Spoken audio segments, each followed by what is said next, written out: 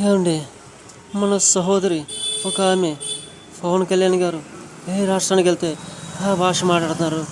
అలాగే ద్రవిడ సిద్ధాంతానికి ఈయన వ్యతిరేకమని చెప్పుకొచ్చారట. ఏంటండి ఈ విషయం? ఏమండి, మన పవన్ కళ్యాణ్ గారు ఆ మధ్య తమిళనాడు, కర్ణాటక, మహారాష్ట్ర ఇటువంటి ప్రాంతాల్లో పర్యటించారు. ఆయా రాష్ట్రాలకు వెళ్తే ఆయా భాషలో ఆయన మాట్లాడారు.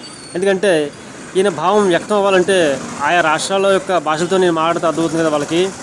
అసలే మన దేశం భాషా ప్రయుక్త రాష్ట్రాలు కదా, అందువల్ల ఆయా రాష్ట్రాల్లో ఆయా భాషలు మాట్లాడతారు. అలాగే ఈ ద్రవిడ సిద్ధాంతాన్ని ఎవరు తీసుకొచ్చారండి? వాళ్ళు బ్రిటిష్ వాళ్ళు తీసుకొచ్చారు. మన దేశాన్ని ముక్కలు చేయడానికి వాళ్ళు రకరకాల పన్నాగాలు పన్నారు. అందులో భాగమే ద్రవిడ ఆర్య సిద్ధాంతం.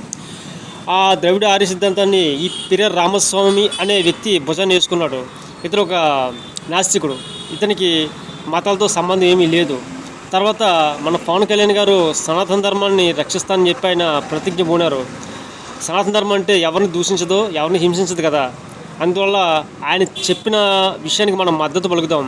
తర్వాత ఈ ఎవరైతే సహోదరి ఉన్నారో ఈమె కూడా చరిత్ర తెలుసుకుని, చరిత్రలో ఏం జరిగిందో తెలుసుకుని మనకి నీతులు వల్లిస్తే బాగుంటుంది.